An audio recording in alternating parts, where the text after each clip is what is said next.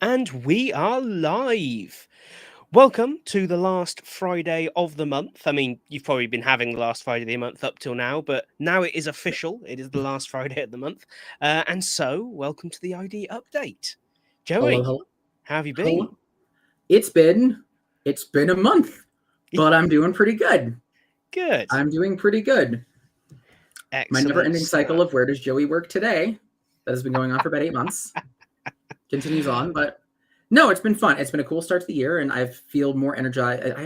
I oddly feel really energized this year for some Awesome. reason. Well, that's good. We'll have to Interesting.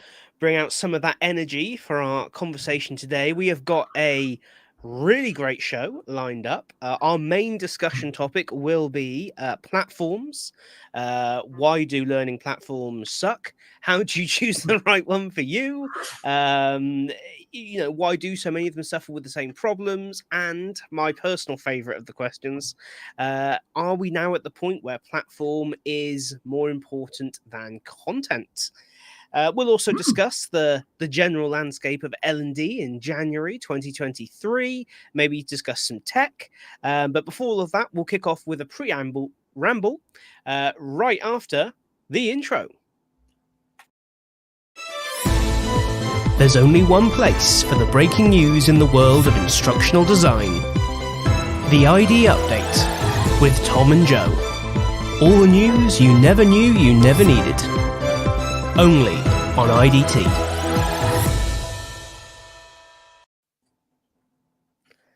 Awesome. So, kind of forgot to say thank you for joining us, those people who are in the audience.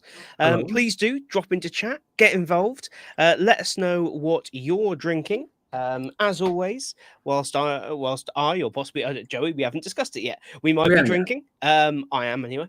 You don't have to. So whether it's a soft drink, a hard drink, or no drink at all, do get involved in the chat. Joey, what are you drinking today? I am, as I do, I bring two, so I'll introduce the second one. But I said to actually go kind of classic. This is one of our wedding beers. Oh, nice.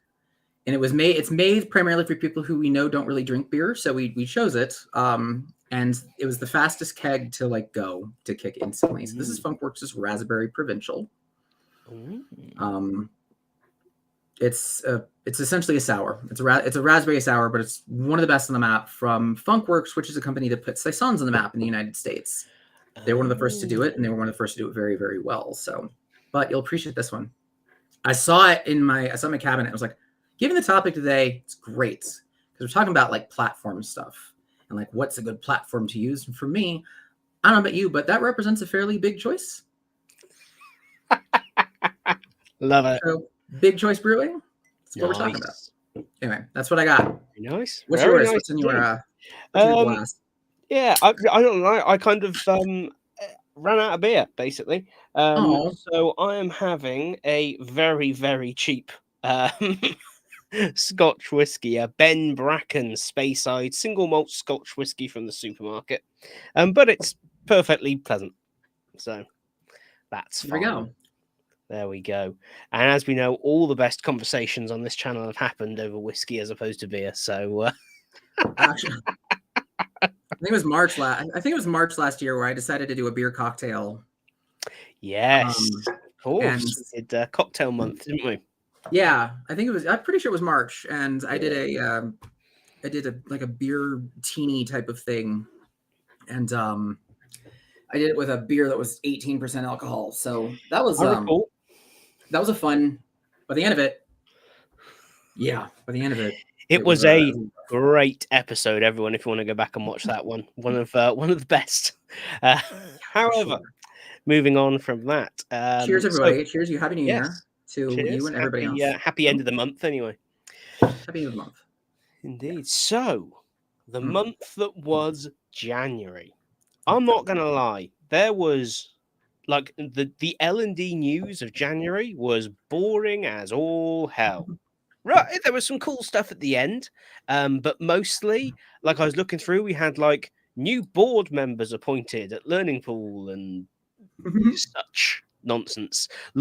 We're in that kind of weird space now where everyone is sending out those kind of sort of bulletins and important news updates about our business, and all it says is our business intends to make lots of money this year. And you're like, cool, thanks for the heads up.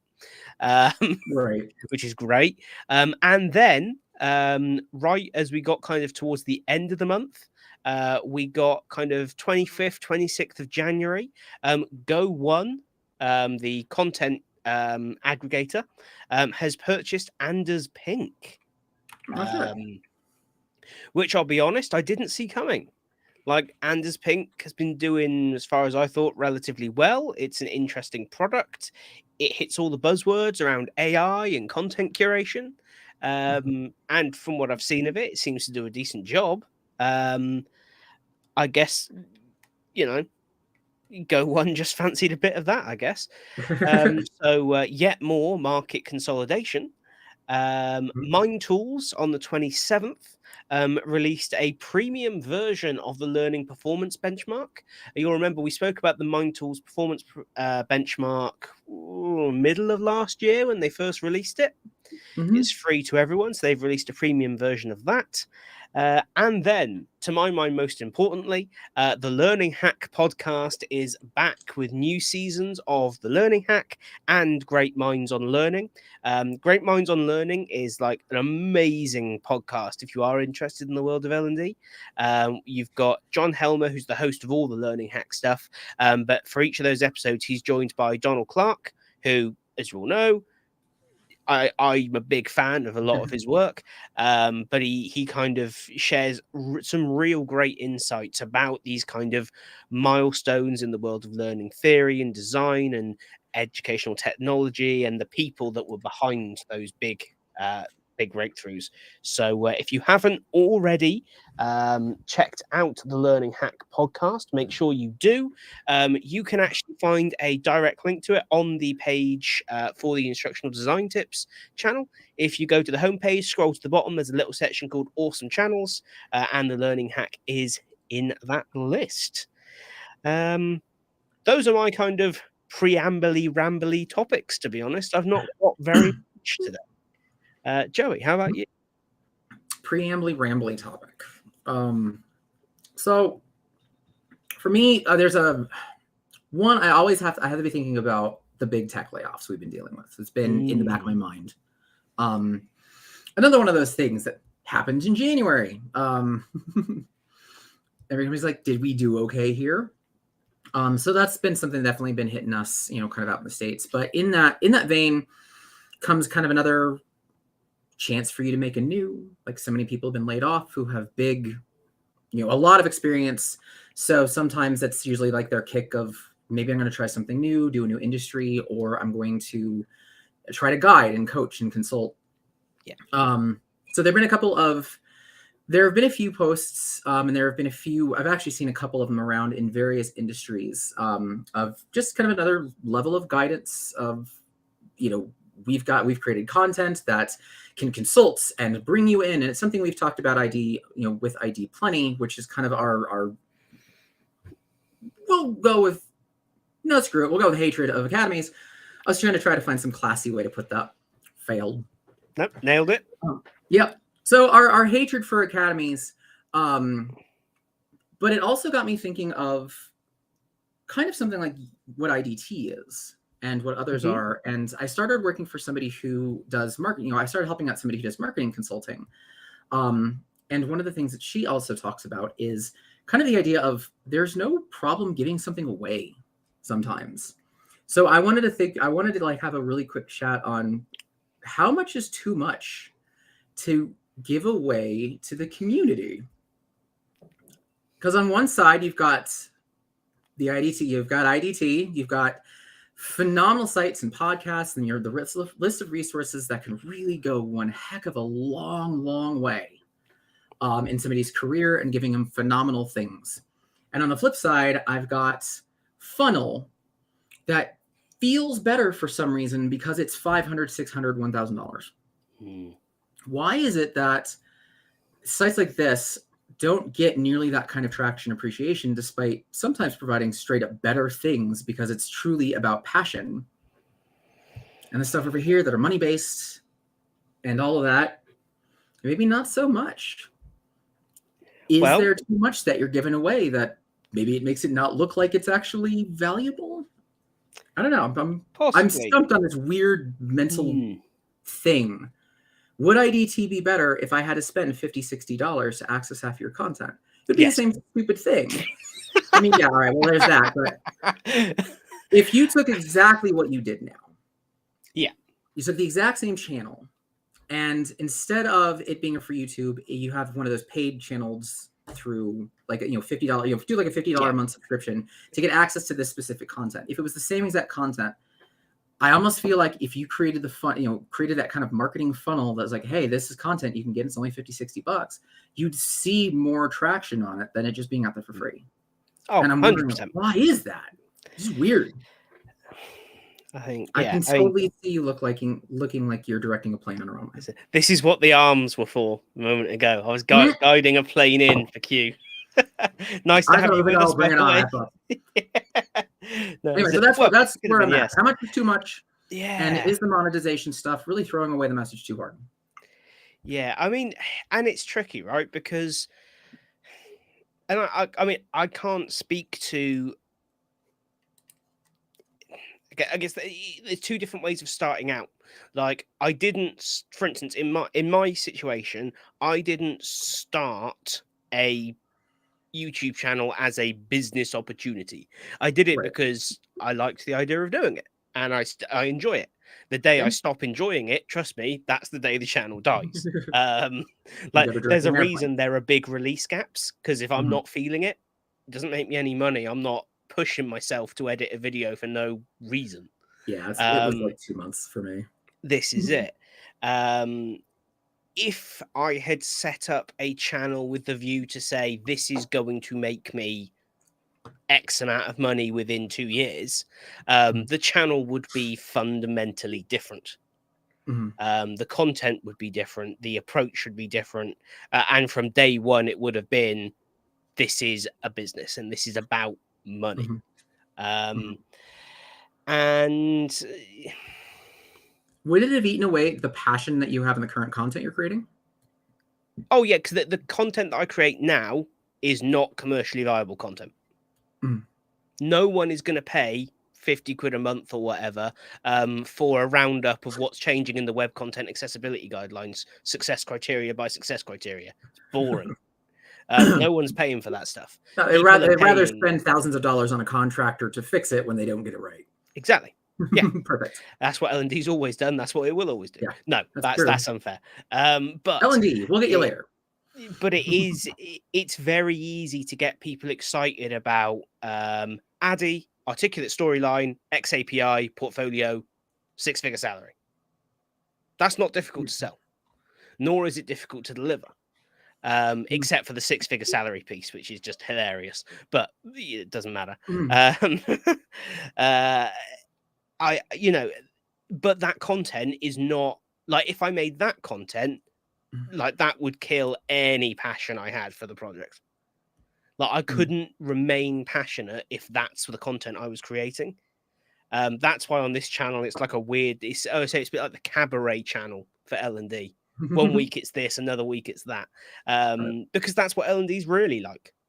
You aren't one thing. It's not a straightforward sort of job. Would the flip side of that is, like, then when you do monetize later, like, we have a Patreon on this channel, as you know. The vast majority of people on the Patreon are £1 a month. It's a token gesture, I like to think, to say, hey, thank you, and it all adds up towards being able to do things like IDTX and stuff like that. It certainly doesn't cover all the costs of that. It certainly doesn't make any money. But I would much, from a personal perspective, I'd much rather have that than a great big kind of pay up front. Because weirdly, I do think more people would pay up front than sign up to something like a Patreon, for instance. Because you're right, they have to do it to get to the content. But equally, I then feel like there is a bit more of a, straight up, is a contract. then to create X content and roll out X content and keep it up to date. And whether other people are doing all of that, I don't know. I've not bought into any of these things, but it's tricky, and everyone kind of has to decide, I think, when they're creating, how much they are willing to give away for free. Like, my view is, if I wasn't willing to give it away for free, I wouldn't put it on YouTube. It's as simple as that. You know, that's why, for instance, I don't coach people on YouTube, because coaching is a fairly intense interaction. It's going to involve hours and hours of one-on-one dedicated time, prep time, recording, admin, organization. Yeah, that would be something that I would charge for. But if I'm just going to share a video because 6 people in the last month have asked me, how do you do this thing? Or I find that something's a conversation that I keep having, I make a video and put it up so that hopefully there's just some value. You know, I think you have to decide where that line is. I can't honestly say that it's just, and this is where it gets tricky. Like, I don't wish ill or dislike anyone for monetizing their content. You absolutely have the right, if you want to, I think, to charge for every minute of your time. I think as long as you're very clear about where that line is and what the difference is. Because if you are going to charge for something, I do think it should be better than the stuff you give away for free. Like, that's, you know, it should deliver a value that is not otherwise available for free. You know, things like templates and, you know, like access to resources is usually good. That's usually a good line that I like to. This is it. And like learning storyline is a great example of this. Like, there are some places that will charge a lot of money to teach you storyline. And then there are creators like Jeff Batt, who has created a phenomenal storyline course, and it's like 30 quid on Udemy. That's not bad. Like, no membership, that you buy the course. It's 30 quid. You've got it forever. It comes with a bunch of templates. He's updated it like regularly since first creating it. Every year he's gone back and adjusted it. It's fantastic.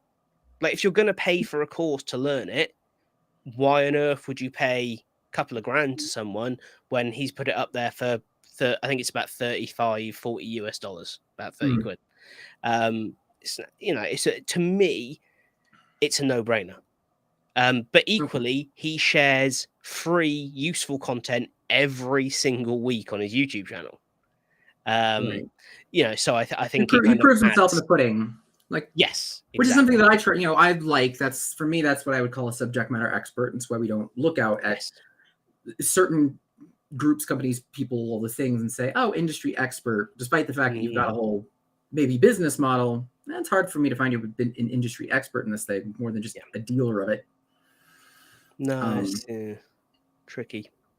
Yeah, it's one of those weird, and again, it goes to that whole, like, why is it that the content, like, you could provide, or, you know, that anybody that we would normally point to can provide, just kind of is fighting to find its audience, whereas don't even need to prove that I know what I'm talking about. I could just put out something for $600 and leverage other angles to get you into that, and that is somehow more relevant or more interesting to specific, you know, to a larger group of people. It's a weird divide. The marketing mind in me is like, it's a weird one. But it's the same in every industry, right? People don't buy the iPhone because it's the best phone. They buy it because it's marketed well. People don't buy, I don't know, Teslas because they're the best electric cars. They're just marketed really freaking well. You know, it's but that's a matter of, I think it's that different. Well, the difference between that and this case is it's content. It's the difference in content. If I'm not buying the iPhone, I'm buying something else. If I'm not absorbing content that I'm paying for, I can absorb content for free. So that's kind of the difference between those two types of things. Yeah, marketing is definitely very important. But for some reason, it feels like, especially when you get into things where success is subjective and good is subjective, and there's no universal standard for it that can be measured, which has been something we always fight against. Yeah, I Value wonder can come actually. from just you have Hmm, to pay for it. yeah, that's a good point, actually, Q. You're buying into an ecosystem. That's a fair point. Yeah. Um, I think one interesting point that Heidi Kirby released an article on today, actually, about, I think, on her Useful Stuff website, was talking about the issue with I guess talking specifically about sort of ID focused academies, but I would assume it's the same in a lot of these places. A lot of the paid content kind of sells up the value of these kind of certifications that Hmm. you're getting. You'll get a certificate, you'll be certified, and you kind of have to. Like, I feel very uncomfortable at that because it's a certification governed by no one. Yeah. Um, I you mean, know, me and certifications, we're not friends. no, I think certifications in our industry are on dodgy ground anyway because Mhm. there is no consistency. So it's very difficult. There is no universal Mhm. certification levels, Yeah. unlike other sort of courses and kind of universities and stuff are very strictly governed. I'd rather Um, have a portfolio than a certification with anybody who I hired. yeah, but it sounds good though. That's the It thing. does sound good. I think you can sell the apparent value of being certified a lot easier than saying this will allow you to do the job. It's just another one of those. Oh God, it's another one of those instances where L&D gets trapped in the same standards as the tech industry, which Mm. is why people get L&D for agile. And it's something that I've always been like, why stop this? But it works so well for tech. It works well for tech Yeah. for specific reasons. And this is another one of those. Certifications work phenomenally in tech. In my opinion, it's one of those I can show you that I went through a thing, and I don't have to, like, for me, like, I can't show off my work for certain companies because it's behind a paywall. It's, there's very much what the heck is it? NDA. There we go. Yes. Yeah. It's that NDA kind of stuff. So certification helps me get around some of those barriers sometimes, which you can do as a tech because there's a start, there's an end. I know if something works, I know if something doesn't. L&D is not one of those, but it keeps getting locked up into that same stupid structure. Drives me Yeah. nuts. Anyway, that was my preamble ramble of the free content versus marketing content, and why the heck does one get so much better traction than the other, despite honestly being proven worse more often than not. Yeah. It's just Yeah, it's just like award winning. The great to be worthless. I said yeah. I used to say that I was award winning. I used to say that I was an award winning, award winning. I think it was just award winning trainer. And what award winning meant in that, because I was an asshole with it, was I won a company award because I made a newsletter that everybody liked. So I got like, hey, we're giving him like an award, like a good job award. I was like, oh, I'm award winning. I don't have to add any adjectives to that. I don't have to say sad company award winning. Hey, no one else does, and this is like it's Certified and you've water. got, what is it, how many Brandon Hall awards will people purchase for their company this year? Yep. It ain't, well, I think were they December they came out? I think they may have already come out. But you just see this swathe of businesses all achieve this miraculous set of awards for bizarre things. Certified water resistant by your towel queue. Nice. That's Yeah. yeah, but I think yeah. Ignara, first and only LearnOps platform, LearnOps trademarked for corporate and learning development teams. Okay, that's oddly specific. Yeah. This is good stuff. But no, I think Joe Suarez, thanks for joining us, Joe. He makes a good point. Like, certified is very credible. Well, I think we don't think it's credible sounding, but I think people getting into the industry think it sounds good. And I think that's why it annoys me more than just it's not for me, is that I actually feel like it's a term deliberately used to trick people who don't know the industry well I don't disagree into with that at all. thinking that this is more than it is. Whilst maintaining plausible deniability today to say, well, I never said it was this and that. But in any other industry, if you're certified in something, that does mean something. Mhm. You know, it's but hey, what can you do? Show me your work. That's all I want. Exactly. But hey, well, that was great topic for the preamble. What did he like? I said before, like we could keep this Yeah. by having a preamble. We keep it short because we could probably just go off, and I don't want to start the year. And we've got other things to talk about. And we've got Absolutely.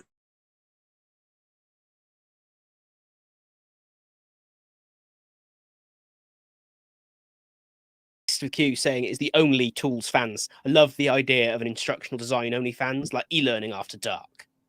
Oh my The God, triggers your workplace won't let you use, things like that. I would totally do that. I would totally do Brilliant. e-learning after dark. Marvelous. Maybe we'll do a series on e-learning after dark later in the year. It'd be hilarious. Because I had my stupid stories with storyline idea that I wanted to do back when I still had storyline of I want to be able to explain storyline things, but I want to create stupid, very like not something you would play to a large crowd of people in a corporate office. Yeah. But people would definitely like get on board with it because it's so obnoxious and so like not professional at all. Yeah, that's what we need more of. We need more we need more not as professional. We need less Absolutely. stuck upness. 100%. But yeah, cool. Let's circle back round to some of the main topics which I have in no way forgotten. Platform stuff. Yeah, sure. Let's dive into platforms. Why not? Let's go there. We'll cover some other topics at the end. So, learning platforms then. Why are they all? I don't know what the right word is. Mediocre. I don't even. No, that doesn't seem right. I'm not sure that's fair because I think. You know what? My perspective recently changed on this. So historically, I have been quite critical of learning platforms. Right. As you know, we've been, and I feel like we still are to an extent, chasing the broader world of technology. I feel like quite often we're, at least 4 or 5 years behind what even the most basic WordPress site is capable of, which is a problem, I think. Yeah. But I recently read Learning Technologies by Donald Clark. Okay. And he paints in that actually quite an interesting picture that says it's very easy to criticize the current position of learning technology from where it is compared to every other type of technology, where it is in terms of accessibility, where it is in terms of design, all these other things. But actually, when you look at where we are versus where we were a decade ago, 2 decades ago, 3 decades ago, etc., etc., etc., actually, it's pretty incredible. Okay. And that a lot of the problems maybe with platforms are less to do with the platforms themselves and more to do with the users, and how we use the platform. Now, I'm not sure fully how I feel about that, but Yeah, it I'm did kind at of like least, it kind of challenged my perspective a little bit around, and so have a lot of conversations I've had recently actually around, I don't think it's a case of, well, I don't think it's a universal case of laziness on behalf of platforms. I think some okay. platform providers have barely changed anything in the last 5 years, and yet still occupy a specific place on a specific grid that shall not be named. But maybe there are platforms out there, and in fact, no, I would say, in my opinion, there are platforms out there that are trying to change things and are asking the right questions, even if they're not quite, they're not quite building the right thing yet, but they're asking the right questions to get there. And I Okay. think that's a meaningful change. I can give you that. I don't mind putting some of that in. I like that perspective. I really do. because that was something I always had to deal with Marcom and Martech of it's not that the tool sucks, it's that you are only leveraging 5% of it. And you only built yourself to leverage 5% of it. But on the flip side, half the time that they only people have only leveraged X% has been because there's never been any sort of guidance that took them elsewhere. Yeah. Let's look at Storyline as a really common example of, I look at the basics of Storyline. I want to learn the basics of Storyline. Both of us know you can get pretty deep into the weeds with some of the things that Storyline can do. Compared to, I need to put text and content on a screen and make sure the buttons go places. Like you can do, there's a whole bunch of other kind of features and functions that you can take advantage of that just nobody does, and nobody's really guided that way. So I would counter that with, it's less maybe on the people than it is guidance toward showing them what they don't know. Well, I think definitely, I think customer education has always been poor. Which is weird for the L&D space. It strikes me as something we should have nailed, but go figure. But I think there are pockets of excellence in that space, and what really stands out to me is when we introduced the Toshiba LMS into Thames Water when I was there with Phil, and along came the UK retailer is a company called Omniplex. Omniplex are the UK retailer for Toshiba, Articulate 360 actually, and they also have like an in-house content provider that does bespoke e-learning for companies as well. So they're a cool little company. And they came along and they said, okay, so you take that on, but you're taking Toshiba, blah blah blah. We're going to come in and we're going to spend 3 days with you, and we're going to teach you how to use the platform.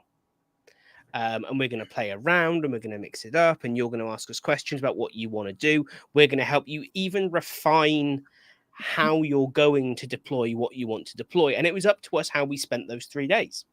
So, for instance, we took 2 days at the start and then kept a day in reserve for whenever we needed something.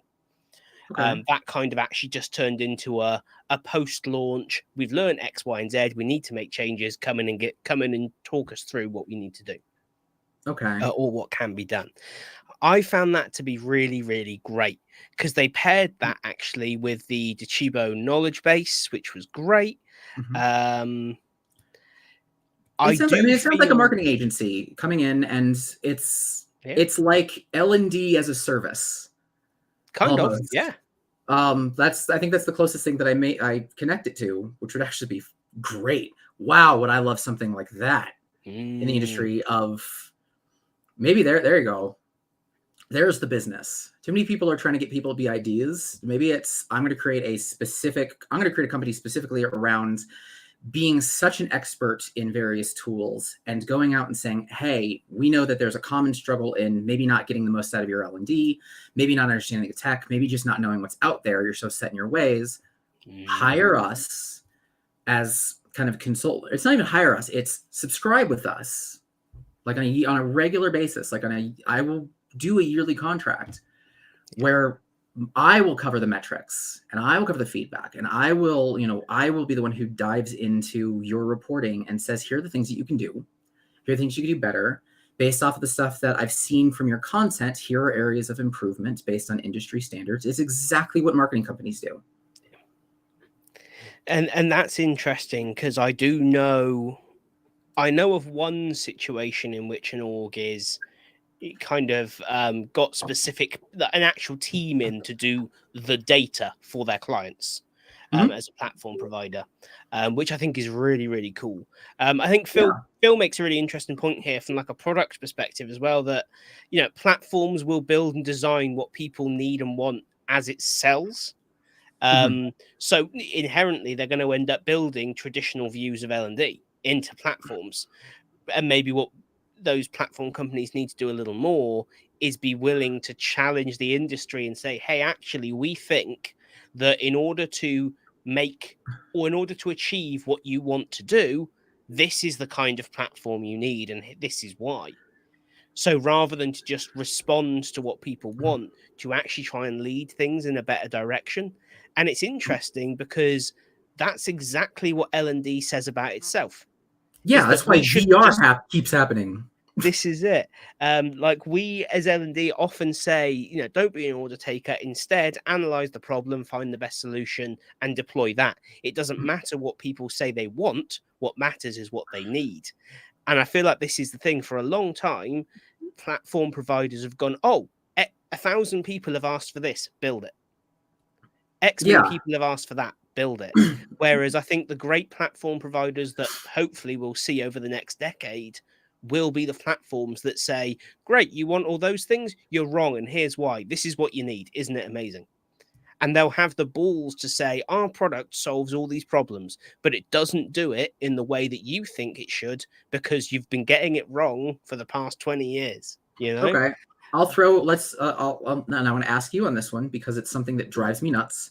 And I hate seeing it as a topic constantly on things that make great L&D or things that need to be like a focus, and things that I don't know any actual company that has really kind of gotten it. Definitely a platform that hasn't encouraged it and moved it in a way that I think makes sense. And that's the subject of gamification. I don't know. This has been it's been a thing for like years. It's been a thing since I think I even started of gamification and training. How do you do gamification and training? And I've yet to see a platform really lean into that hard. And I know that part of that is because it's more of a mindset than an execution. This is it. Like, how do I actually build around the idea? That's not something a platform can exactly do, but it can maybe guide you to it. But that would be one of those examples that I feel like crack that code, and I think you're spot on of the needs as opposed to what everybody says. Yeah, because that's it. I think it's prime example. If you were to, if a platform were to say, "Oh, we're gonna do gamification-y stuff," and you can kind of tell I'm not on this train, unfortunately. I wish I was, but I'm just not. So immediately they're like, okay, so we're going to need badges, and we're going to need leaderboards, and we're going to need certificates. Great. Gamification, check. Because that's what most L&D departments will tell them they need. Whereas I think perhaps a more high-functioning L&D team would turn around and go, okay, so what we're going to need is the ability to build pathways that combine remote content, social content, face-to-face experiences. We're going to need somewhere that we can host and save and restore experiences from. We're not interested in badges, certificates, and leaderboards. That is all surface level chaff that people think gamification sits under.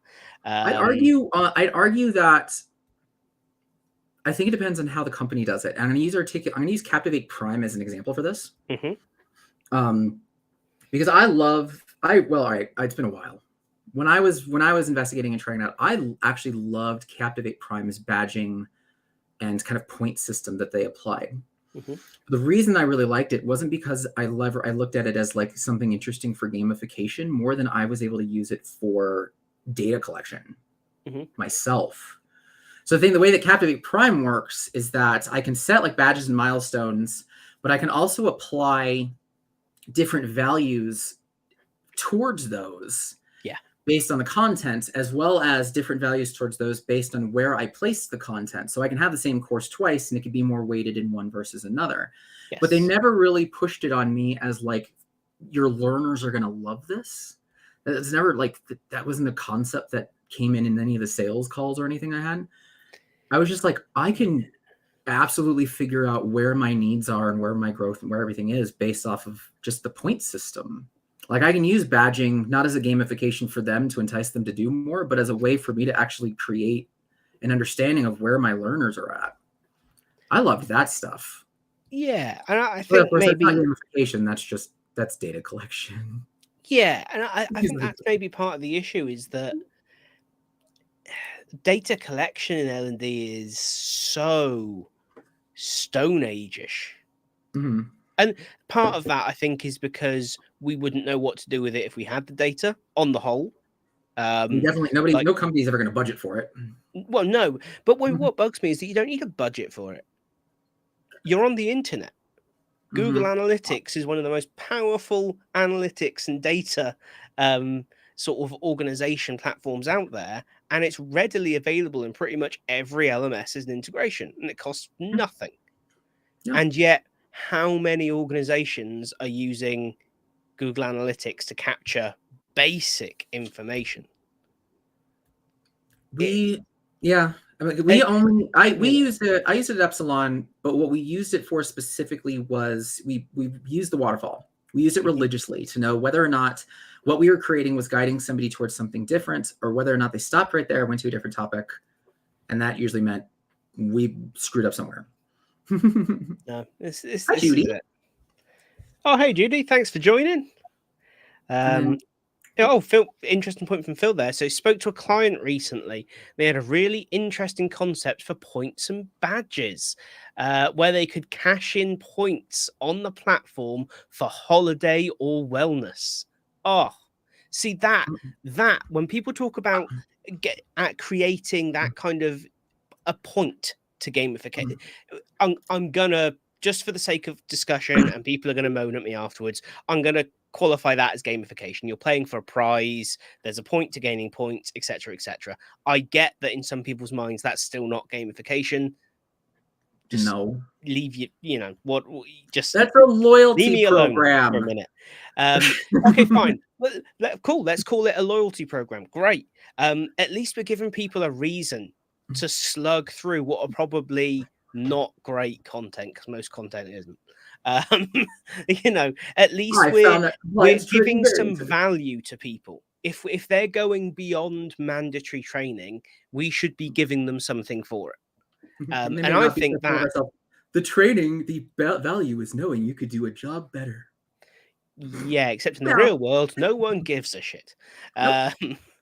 As I was speaking and to your someone team earlier is doing today. It differently anyway. So I was having a chat with someone earlier, and I mean, I was afterwards like, in one call, I said, what we have to remember is most people don't give a shit about their jobs. They're there because they have to be.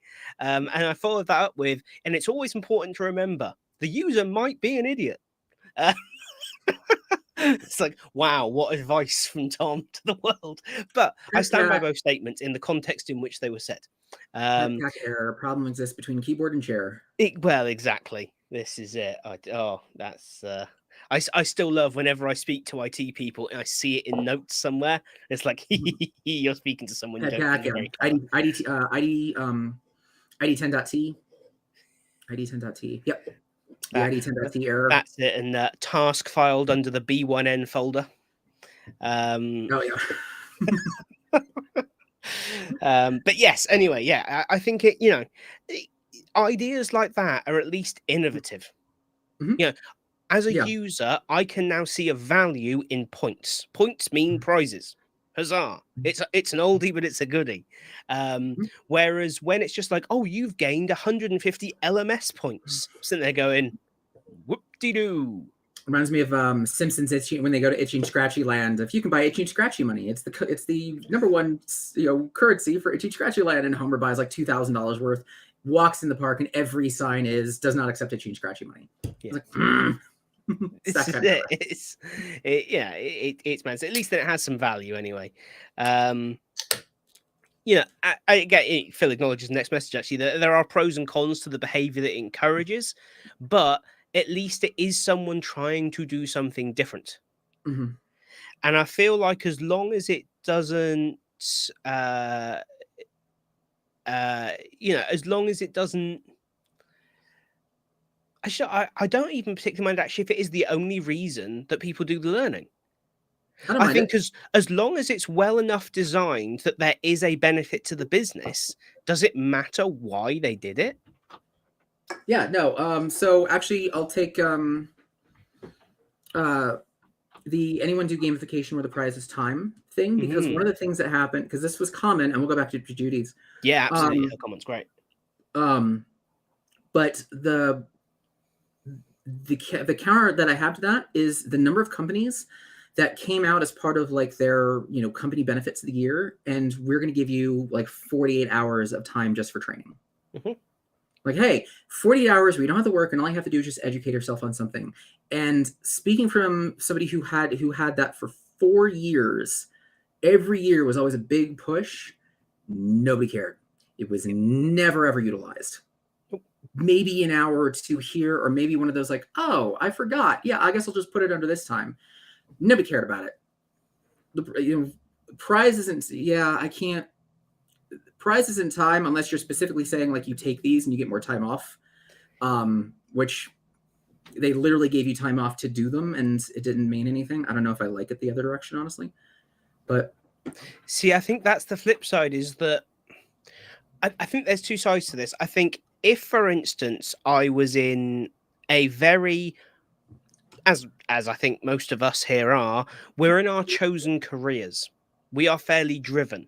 So if my employer were to say, here's an hour a week to develop yourself, I would utilize that time because there are things that I want to learn. The vast majority of the workforce is in a situation where they have a job because they can't afford to not have a job. Right. They're there to get paid. I'm going to spend my hour on interview tips for the next job. This is it. Whereas if for that audience, you're then told, hey, look, we get that doing additional training is not always that much fun. However, we incentivize performance in most organizations in some way, either by, team incentives or, whatever it might be, bonuses, whatever. Let's incentivize or incense, which is the correct word, because incentivize is not a real word, but it sounds better. So there we go. Let's incense the thing that allows people to perform well, the training to make them competent and confident, both of which are required for performance. So rather than saying, here's some time to train, instead we're saying, hey, if you do the training that we know, because we've designed good training, big caveat there, is valuable to the business, we will give you X amount of time off for X many points on the LMS or whatever it might be. Yeah. I think you would suddenly see. I don't disagree. You give me a tangible thing. Here's a tangible thing that I can know. It's not the feels, which L&D is all about, the feels. And that's it. Yes, because often when we talk about this, we forget that if the workforce becomes more or is trained, becomes more performant, it's the business that benefits 99% of the time. Because the business is the one that's going to see the financial benefit of that. All this is sharing a little bit of that back to the people putting in the effort. But I don't want to go too long before going back to Judy's comment, because that was great. Going back to data analytics, why is it that companies don't integrate with things like Google Analytics when it doesn't cost much and requires low maintenance? Seems like a win-win. This was my exact point. Like so many LMSs even have this set up as like a one-click integration, or one click. It's not quite one click, but a very simple integration. It bugs me, is the honest answer, because, and I think it bugs me because the honest answer is that it's not a problem with getting into Google Analytics. It's a problem with the people. We're scared of what it's going to tell us, and so we don't look. That's probably more true than people just don't want to learn Google Analytics. Oh, absolutely. Like, and because I can tell you, because it's harsh. You can't argue with it. Like when I look at the viewer retention information on IDT videos, damn, it hurts sometimes. Oh yeah. When I've just spent 6 hours editing a video and I see everyone buggered off after 3 minutes. That's the rule. The longer you spend on a video, the less people are going to watch it. This is it. This hobby creation. This is it. Or when on YouTube now, because now it goes worse. It goes, here are the spikes and here are the dips. You may have been boring at these moments in your video. It's like, ouch.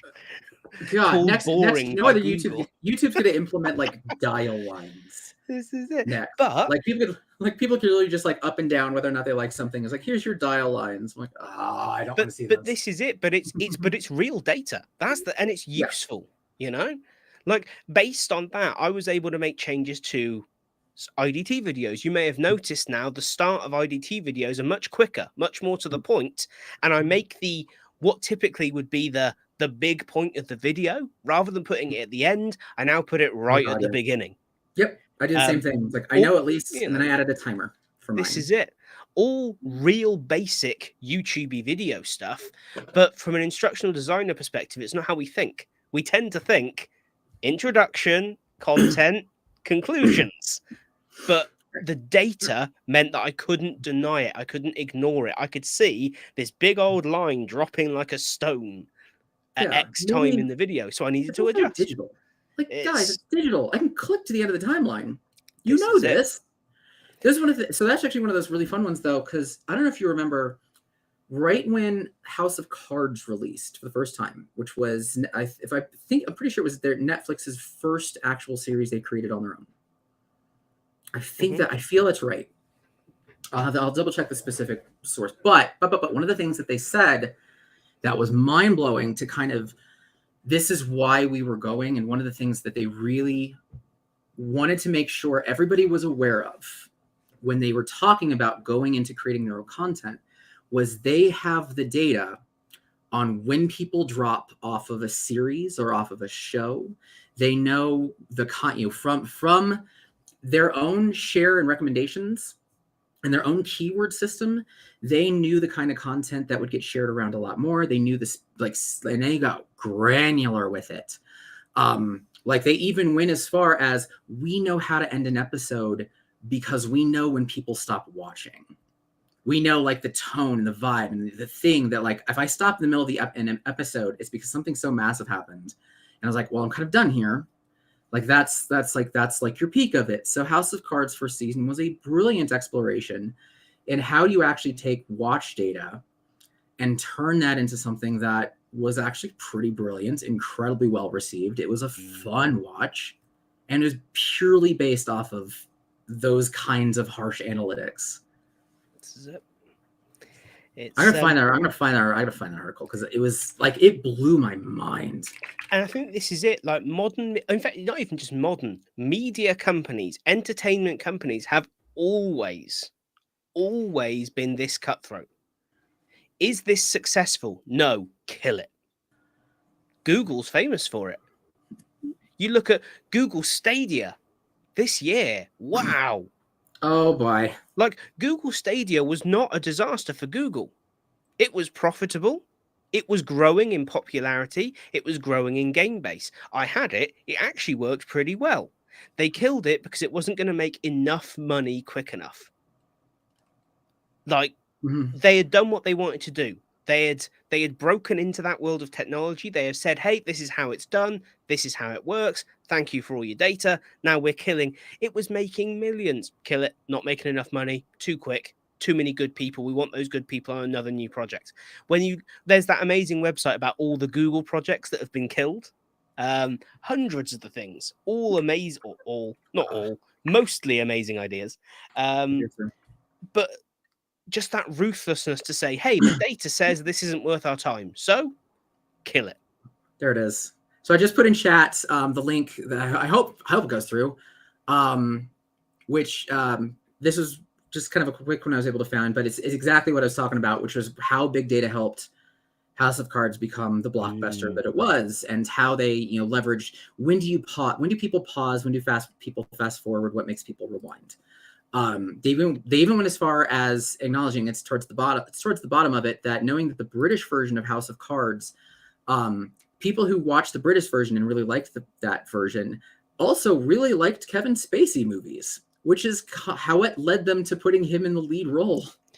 That's interesting because that's not a link I saw coming. Yeah. But I mean, that's just viewing habits, and what did you make? It's just and I know you could do it, and I know people have done entire case studies, because I do very much remember Netflix was very specific on this is something purely drawn off of big data. The way that we formatted the scripts, how we ended, where we did, the energy of certain breakpoints. Are we pushing too hard? Did we kind of overshoot too hard in this wow moment in the middle of the episode, or was it just good enough? How do we taper off from that? That's the pause, forward, rewind stuff. Yeah. Like if it's like High Fidelity's tips to making a playlist. You start off with a killer, but you don't want to go too much. So you don't want to go, you don't do that, but it's the next one, you got to step it up a notch, but you don't want to go too crazy after the second. So you bring it down a notch in the third one, the third song of the list. It's such a great speech, but it was based off Big Dad. Loved it. I love the hell out of it. No, anyway, this is it. Interesting stuff. So a couple of good comments coming there. Yeah, I'm about TLDR Filmmaker, great channel. Purposely speeds up and says the summary is video in the first 30 seconds. Yeah, this is, and funny enough, that's exactly the formula that I'm currently trying to work out for a series of videos. It's like really tricky to do. I should point out. It sounds so simple, but it's not. I should give it a go. This Judy as well. So it's like financial anxiety. That's exactly it. Don't want to see what's in the bank account, so you don't look. I am at this point convinced that is when people say, "Oh, what does L&D need to do to get better with data?" Blah blah blah. The answer is to stop being afraid of it, because at this point, all the tools are readily available. And free or very low cost. Every business has a department or a team or some people who are very data literate. There's the manpower, there's the skill set, there's the technology. The only thing remaining is the will to get it done. And I still get the sense that will is not there, not universally, and not sufficiently to make it expected. Because the moment it becomes expected and unacceptable not to have that level of data, every platform will have it in there by standard. Because why would they not? And I think that, again, it's an area where platforms that lead the way moving forward are going to say to the industry, hey, look, we can help you, but it's going to hurt. Because you're going to find out how effective your content actually is. That's one of the things that we talked about last month that I was really excited about with, the flip side of the market crunch of things is that they're going to be held accountable to higher standards. Yeah. And with that market crunch comes a whole lot of new technology that's going to challenge that system. One of the two are going to win. No matter what, both are going to be inspired. And I'm excited for that. Like, big tech is going to see what's being done right by these smaller companies. Like, we're going to take that and leverage that. And then hopefully smaller companies are like, maybe this didn't scale well. Yeah. And there we go. There's our, is that the first pun of the day? Oh, no. No, he was in early with loads up there. I got to go back a bunch. But yes, no, I think this is, it's interesting because I think it's a platform problem, but the heart of the problem is not in the platform space. And I wonder if a platform came out with a really strong push to provide that level of data, would people be willing to accept it? I think some would. I think some would absolutely sing its praises. But I think some would be scared of it, and some would bring in the platform and then not utilize that section at all. Yeah, I mean, I guess it's going to be that question of how often does an LIT team get a chance or even want to go to a superior, go to C-level, go to leadership and be like, so our training isn't doing as well as it could. Especially given that most of those teams don't know what it looks like, don't challenge whether or not it's good. And this is you don't implement. I'll do the dark thing that I at least have always been complaining about specifically is, why people don't get Google Analytics to, in their L&D programs, because nobody's holding them accountable for that kind of information. Yeah. And so why tell the officer that you were speeding the second he shows up to the window? You don't know what he pulled you over for. Yeah. And I feel like that's got to be, and that's why the change has to be driven. I think that the platform has to be in place, and then the change has to be driven among the team. But you don't have to wait for the platform to push it. Mm-hmm. If the platform integrates, you can make it happen. If the platform's web-based, you can make it happen. One of the great strengths, I think, of Google Analytics and its peers, other options are available, not sponsored by Google. It's is that if it's on the internet, you can attach Google Analytics to it. Yep. It's that simple. Firewall and IT security and all that aside, you may need to speak to IT about it, but they're cool people. They're nerds. They'll like it. It's they'll be on your team. They're worth knowing. So yeah, I think it's something we don't have to wait for, and if platform providers see that happening, they're not going to miss out on an opportunity to develop another USP. I just want, we talking like what makes a good platform. I would love a platform, which I know you'll probably have to do more through like LMS and whatnot, but or any sort of site. I want to be proactive in performance. That's what I want. Show me the platform that proactively says, hey, we noticed that engagement and interaction wasn't great on this, as opposed to just simply assuming you're going to get better interaction because we've given you more engagement tools. Show me the first one that comes out and says, hey, we've integrated with XYZ thing that you post this on so that we know that, hey, people are in fact clicking buttons. We noticed that your video was just next buttons, or, every movement forward was simply done. There was one interaction on a screen on average, or the average number of interactions on your interaction screens were X. Here is how your performance was based off of that. Here's how far people were willing to continue based off of stuff like that. Give me those proactive things. Oh my God, I would love that. I would gladly take that, because that's the kind of stuff that would encourage me to dig into the features of the platform that I don't know. Nothing is inspiring me to look into the platform features I don't know, because I'm not held accountable by any learner. I'm not held accountable by my company. 9 times out of 10, I'm not held accountable by my team unless it's just not done. That's the level of accountability.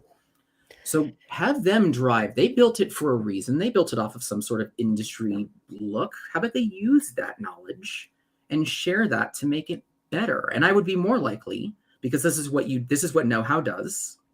This is what industry expertise does. I would be more likely to continue on with that platform. I would be more likely to continue to buy the subscriptions. I'd be more likely to keep you anytime they have a new release, even if it's lesser than another product in a certain way.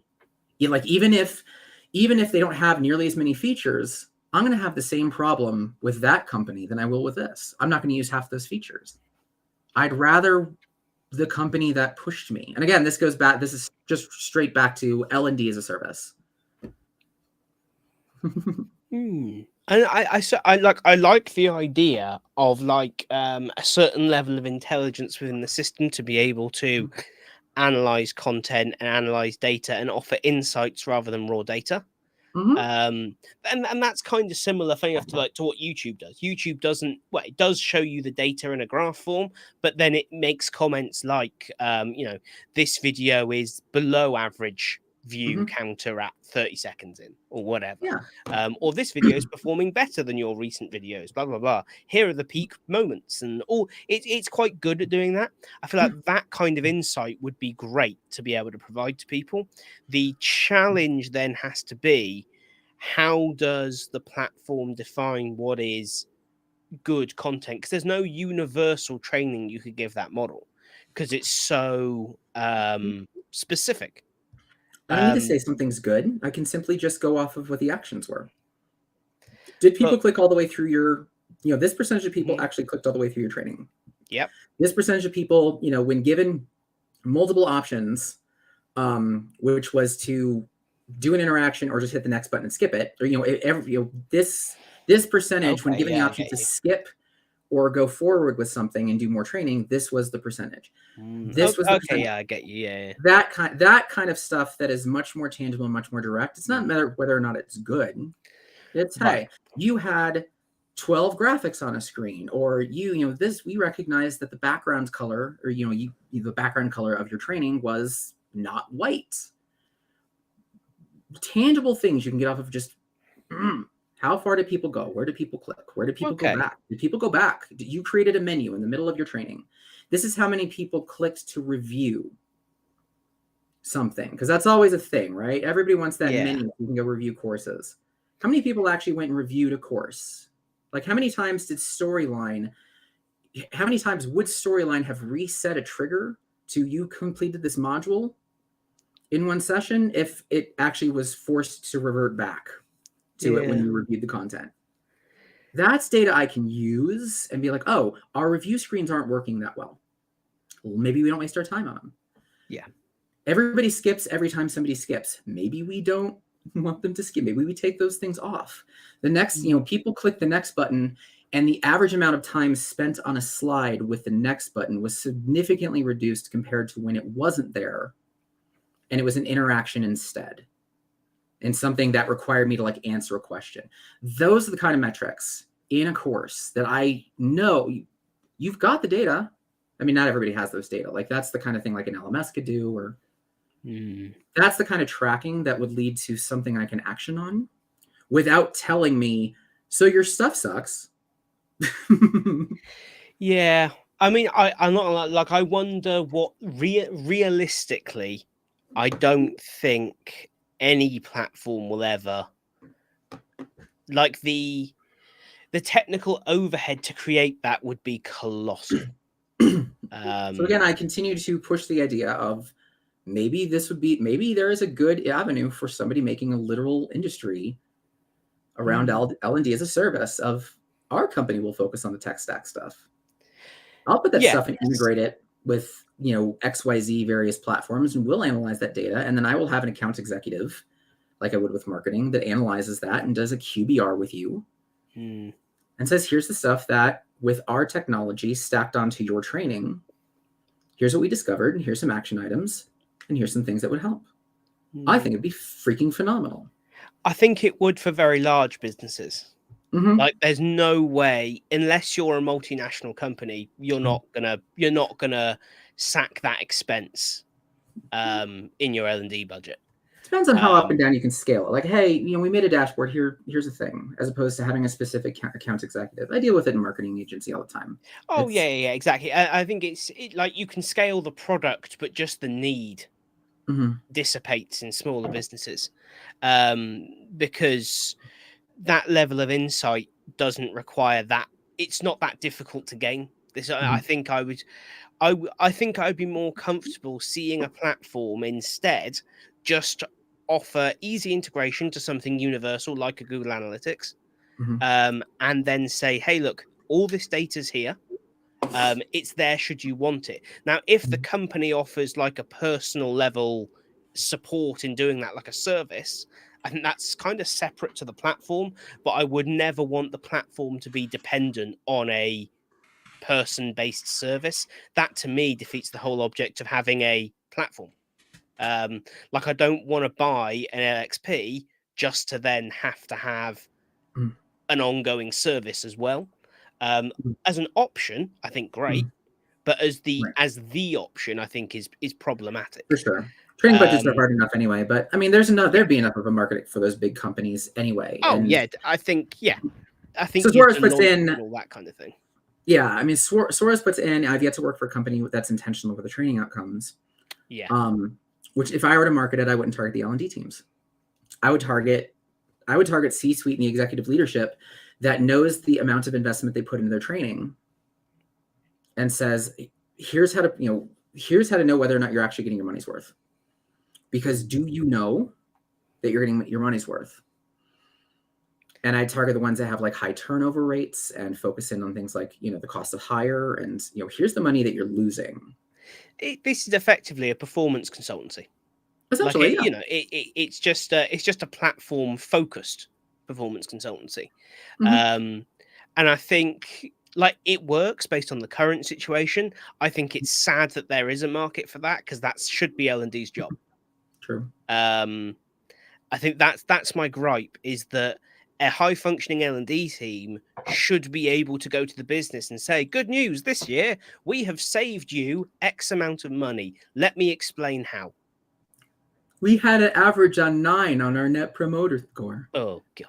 Yeah, 85% of our viewers would recommend this course to a friend. Because that's what we do. I very rarely meet with friends without recommending a good bit of e-learning for them. But that is exactly why there is a market for that kind of thing. And I think Phil makes a really good point. Is that you've got to remember that as you talk about it, you are one consumer. As am I, as are all of us, and products have to sell to the market. And so products, like, even when I say, like, I'd like to see products lead the way a little bit, products can only ever get so far out ahead of where the industry is actually at. Like, even, you know, groundbreaking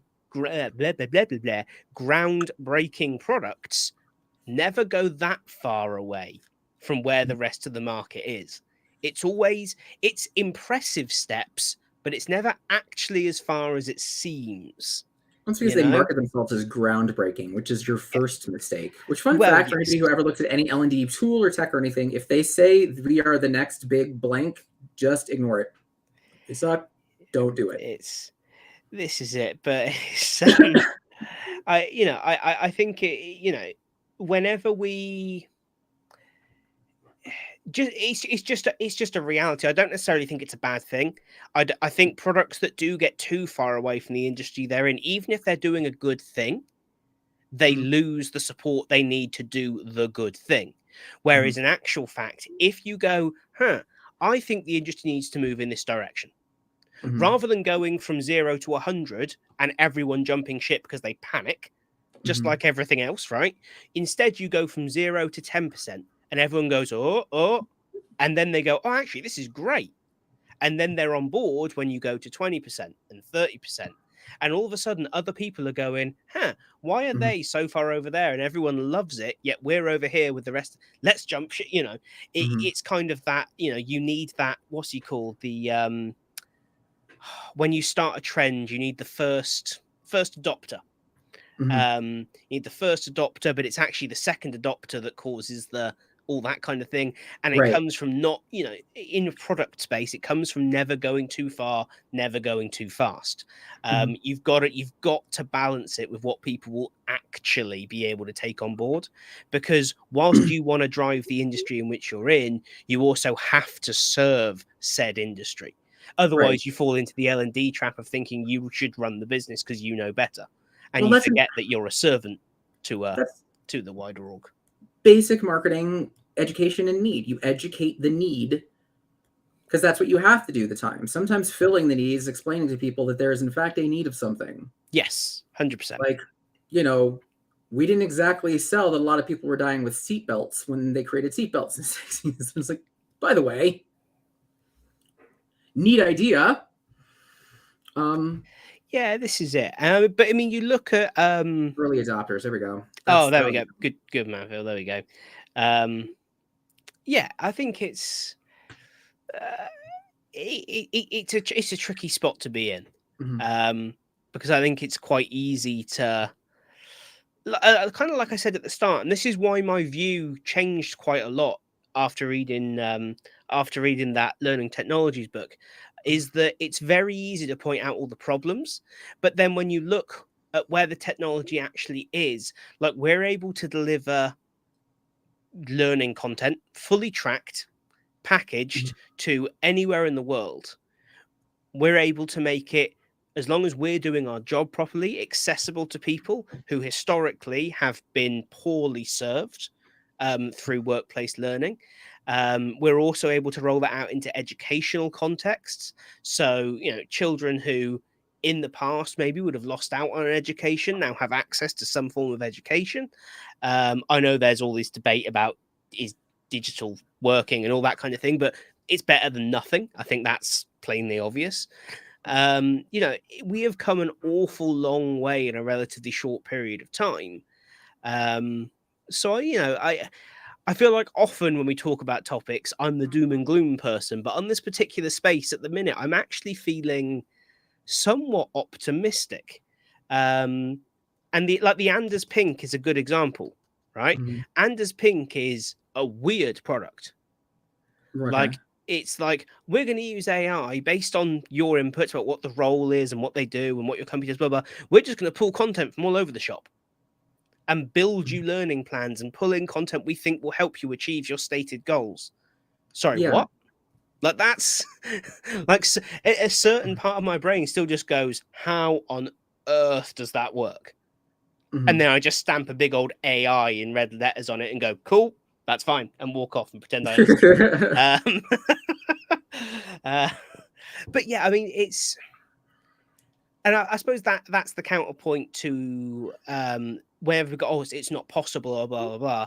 We're almost in a space now where I don't think many of the limitations left are technological. I think a lot of them are based on will and money. You know, the technology is there, which is very exciting, I think. What do you mean by will? Give me more on will. Because for desire me, will, to change. Yeah, I would still add knowledge. I would still add there are too many people who don't know what they don't know to know whether or not tech is good. You specifically with ID update and with a lot of things I know you do. We talk about a lot of companies. We talk a lot about you talk about a lot of tech, a lot of individuals who are inspiring and great. And it's a matter of like how many know everything that those groups are doing. You have your finger on the pulse of that. If I'm an ID guy who just got a storyline, I don't have my finger on the pulse of half of what's out there. But it's not as if I've got access to secret information. Like I've got access to Google. And this is kind of why I regard it as a will issue, because you don't need, like, I have no idea about anything AI or Anthropic. All I know is what I've read. And anyone can read it. It doesn't, I've got no special education in it. So I you do include the will to expand, the will to reach beyond where you're at now too. To take an interest in your job, basically. Like I'm not saying that everyone should do this because it's a choice, right? And that's why that to me is why it's will. It's, I've chosen to say I really care about this space, so I will read and learn and be aware of. It's perfectly valid, I should say, to say this is my job and I will do it. And I will do what I need to do, but then that is a lack of will to expand and go beyond that. That's fair enough. But I do feel like that's what prevents the progress now. Okay, I 100% actually will agree with that.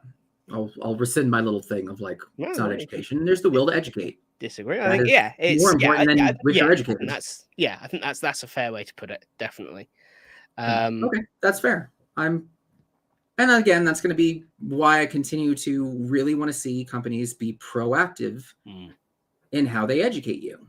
Yes, because most people won't have that will. Most people don't have that will.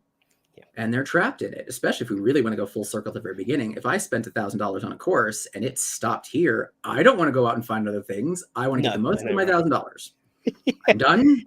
I'm done learning. I did my thing. And I feel like, and I feel like this is why we still see so many users on platforms like Cornerstone. Like there are exactly. I never speak. My trigger word. This is it. Like I recently spoke to someone who is actively bringing in Cornerstone. They are in the implementation process now. They don't like it. It's not good. Like I said, their exact words. Does anyone get excited about Cornerstone? Tell me they're doing notifications. Tell me they're using Cornerstone to do like automatic notifications and. I didn't dig too far into it. I only had a brief chat with them because that wasn't what we were there to talk about. I just thought it was hilarious, and I think we're in a space where the team had the opportunity to bring in a new platform, and they are actively choosing to bring in a platform they do not like. That should tell us a lot, and their issues aren't like a personal dislike. Like they say, the user experience is not the best. The admin is a little bit convoluted. Amazingly, it doesn't integrate particularly well with our HR system. They're going, why are you bringing this in? But it was kind of it was the safe option. No education of the C-suite was required because they went, Cornerstone, it's the biggest platform in the industry, well regarded by everyone. Okay, sold. Yeah, and I guess that's going to be one of those other kind of downfalls of the market crunch is that sadly those kinds of conversations are going to be happening more often also. It's the flip side. Hello. You gotta watch the beginning of this. This actually, the market, like certainly the economic turn the market is about to go through or is starting to go through already might help this situation, I think, because the one thing in that scenario that the Cornerstones of the world have going against them is the unbelievable, astronomically large price tag. Mhm. Yeah, you And just laid I off think 20,000 people. How would you like to get on a cornerstone? exactly we Okay. are going to see smaller headcount numbers. We are going to see, Mhm. I think, a demand for a more agile way of working. Um, God, but I know it's annoying, but we're gonna see that. And what people are gonna mean by that is something more flexible. They're gonna flexible, want some. fine. This is it. They're gonna want a simple, quick user experience. They're gonna want a platform that, as I put it, gets out of the way and lets learners get on with their jobs. Yeah. They're going to want a platform that focuses on actually building and tracking skills in the workplace, not just force feeding freaking SCORM files to people. To clarify, SCORM is not the problem. I'm using that as a generic term for e-learning, which is incorrect. I apologize. I watched a video on this yesterday of a guy getting very angry about it, and he's right to do so. SCORM is just a language for passing information. So pushing bad e-learning to people. We're going to So see, it's I Fortran. We don't think, use it.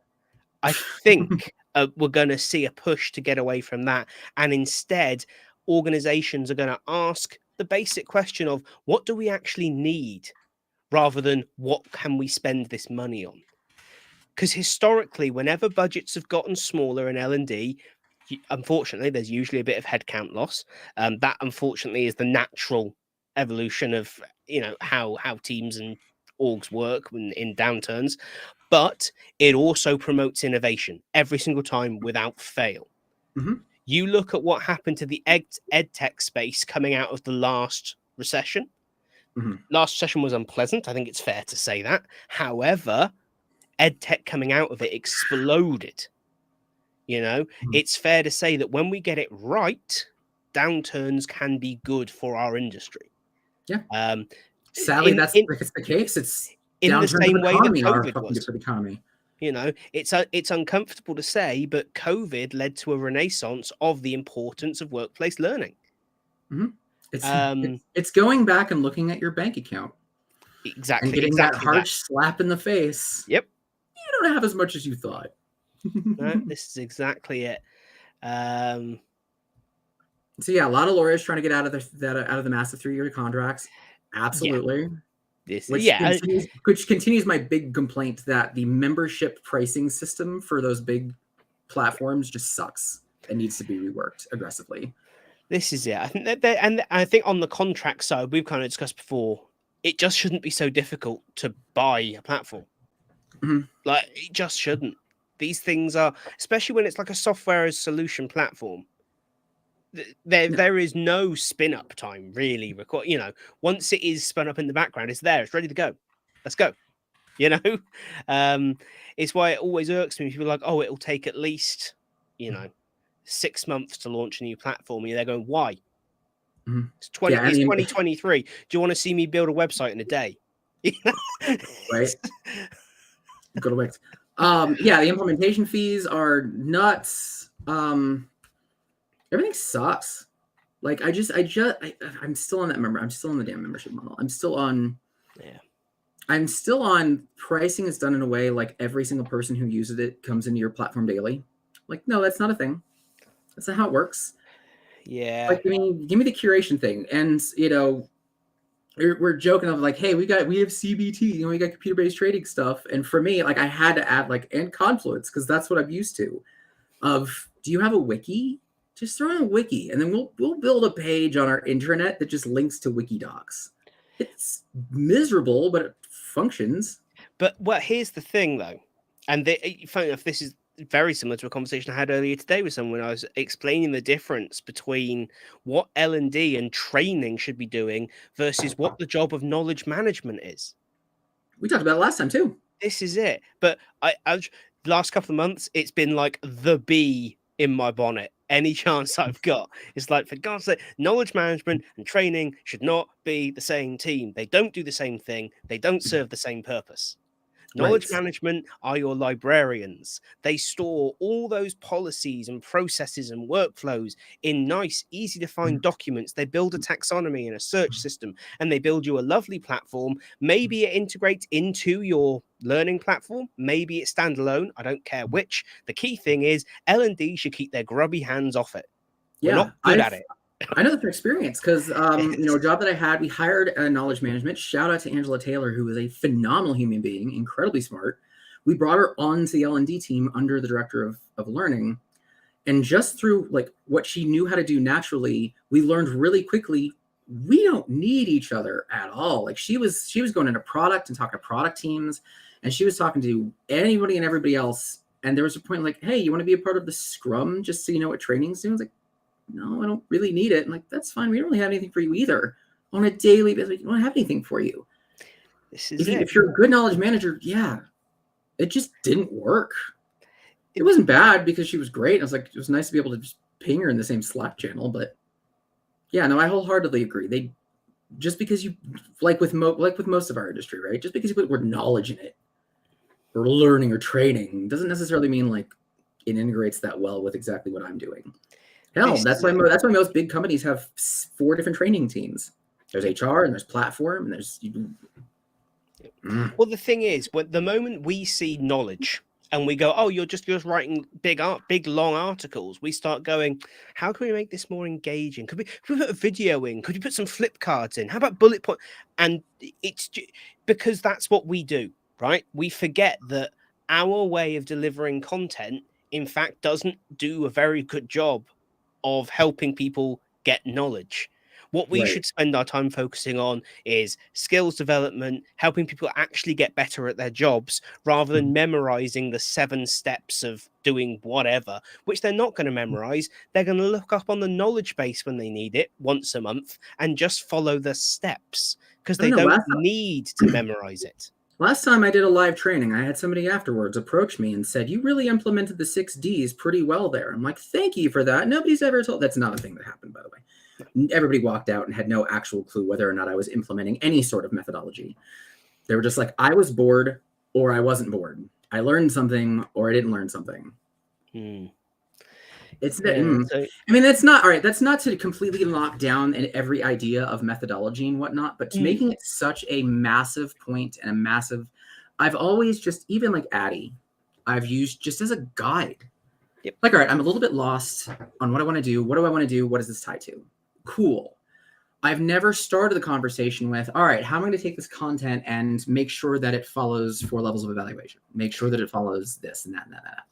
Yeah, and this is exactly why I don't think. Funny enough, looping right back to the start, this is kind of the problem with a lot of the kind of academies, boot camps, etc. out there, is that they focus very heavily on follow this process. It works. Yeah. It's like, yeah, it's totally that simple. Yeah, there was only one interview that I was asked specifically about how I used a methodology to create a course. And I lied my way through it. And at the end of it, I was like, I don't want to work for this company anyway. And thank God I didn't move forward. Yeah. Where it's interesting, I've never been asked for a specific methodology. I have been asked, hey, so how do you approach? Yeah, someone comes to you because how do you approach it? I can tell you that the term Addy is not going to come up in that conversation. No. It's just not. Because they'll come up in pieces eventually, but like it's not like I used the A when the A happened. This is when I analyzed. This was the evaluation section. No, nobody cares about the E. Yeah. Sadly. The first question is always nobody cares about the E. The first question is always the I. You never have time to design. No, this is it. But yeah, and really, the word analyze is garbage, and it should be discover. Really interesting conversation actually between Phil and Kara about implementation fees. So we would say, and Kara's made a really good point about the implementation fees can be like exceptionally high. Phil's asked, do you think there should be no implementation fees? I think you'll kind of know that that's not probably not viable. But that it is a harder sell. But there we go, perfect example. Look, last LMS had a 50K implementation fee for 160 employees. Jesus. Like, I think it fly them out. Love it. So here you go. Cost should be reflective for sure. But it depends on the level of implementation you get as in support. Yeah, there's a lot of variables in there, but I think like 50K is quite high. Yeah.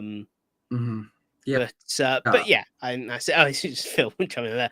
Hey, no surprise, hated Addy since the first day I heard it, because of how it was explained to me what a waterfall piece. Yeah, and, you know, I think that is kind of my biggest issue with it is that it isn't linear. Which originally, when I was taught it as linear, and then I was taught it as like a circle.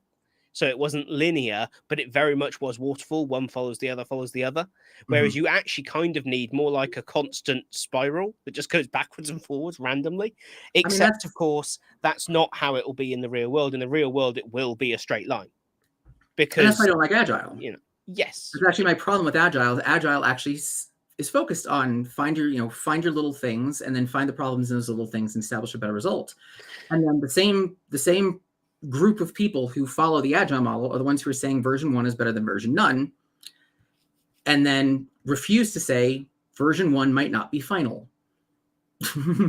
Like, that was the issue that I had always with trading and Agile specifically. It's like, all right, I got version 1 out there. Cool. When do we work on the version 2? When do we update? When do we fix and go back and do the things we kind of skip to get it out the door? Yeah, no, we don't have time for that. We got to do the other.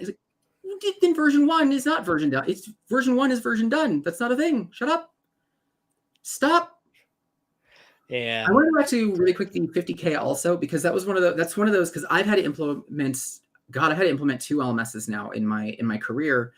And the issues that always came up when it came to those big fees was really not something that was our problem, it was them problem.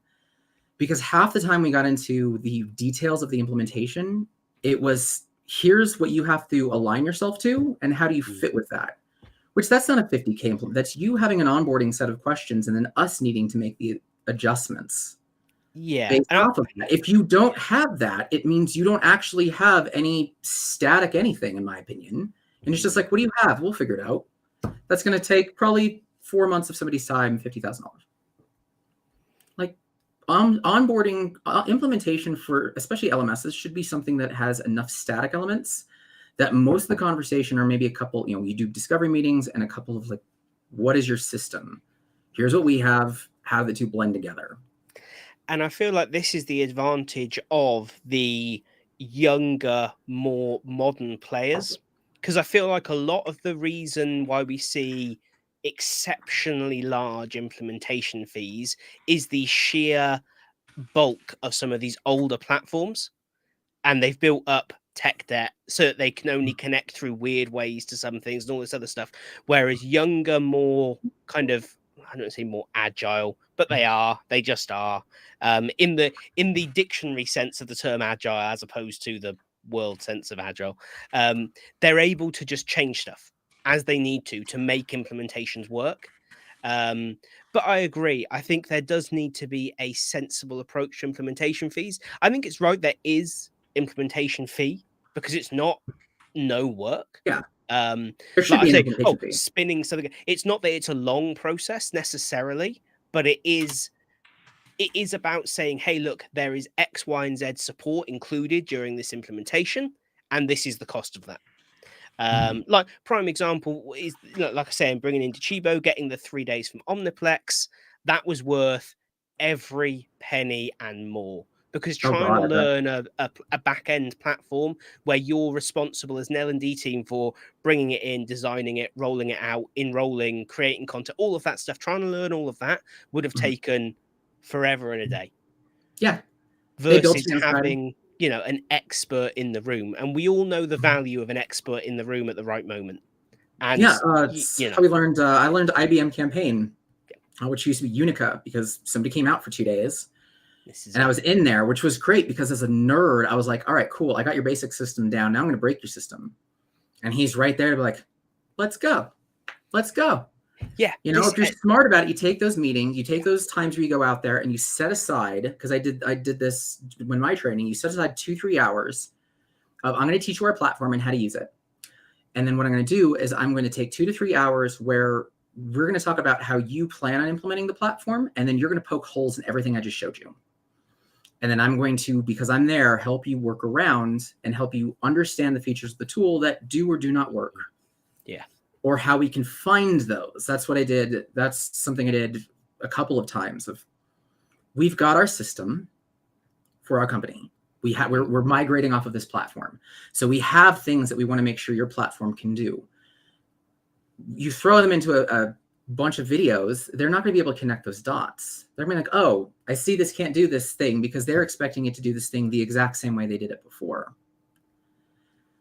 They don't have those buttons. They don't have that tab in the platform. So having the expert out there and setting aside time, which was huge for me, of cool, what did you do and how does it not work? What are those moments where you said, oh, this doesn't work the same way? I'm going to work through those and be like, how do we make it work with what we have? Massive increase in product confidence, desire to explore the platform and the features more, and that actual connection to them, the clients specifically, saying, oh, you do understand our needs. You know we don't match, and I'm glad you were here so that way we work through those, because other than that, they never explore it, and then come product renewal time, come contract renewal, they're like, you couldn't do this basic thing. We were never guided to how you could do it, and we're going to go to this thing over here, this feature over here that specifically sold us on that one thing. Regardless of it, the rest of it's better. I just want to jump in. Q, mind blown. Tom thinks so highly of Chibo, not working with the same people. To be clear, the implementation and all that was from the UK retailer, a company called Omniplex that I was talking about earlier. We never dealt directly with Chibo, and this is probably the difference. Because Omniplex, the UK retailer, are freaking awesome people. They get it. Like even now, I'll occasionally you get contacts and you're like, I'll just send them a message. Someone will answer, and sure enough, they'll answer. I'm not really an active customer of theirs anymore, but they're just great, helpful, friendly people who know the industry well. I can't speak for working directly with Chibo, but it sounds like you can. So sadly, it sounds like it's not quite as good. Maybe they should learn a bit from their UK retailer. There you go. But yeah, I think Phil's talking about Scrum and Agile in the chat. Yeah, it's. Do you know what? All those systems, I think, suffer from the problem of being implemented by human beings. Because, but if you read the actual Agile manifesto cover to cover and sit and think about it, you go, my God, that's brilliant. Yeah, it's simple. It works. The problem happens the second you introduce the wonderful people known in this world as middle frickin' managers. Because they can't handle Agile. They love the idea, but they can't handle it. They can't handle the concepts. Let's be stakeholders. No, but they're not even that, and that's why it's middle managers that get like stakeholders have a justifiable reason to be involved. Middle managers don't. We don't need them. Not at any stage in any business at any point in history. Every single one of them could be removed tomorrow. Businesses would run better. Yeah. Sorry. I mean, so I put in as my struggle with those systems is that there's no definition of done in L&D. The definition of done is always ever changing based on who you talk to and what they had for lunch that day. And that's for me why something like Agile straight up just doesn't work. I think it requires some adaptation, but I think it does work.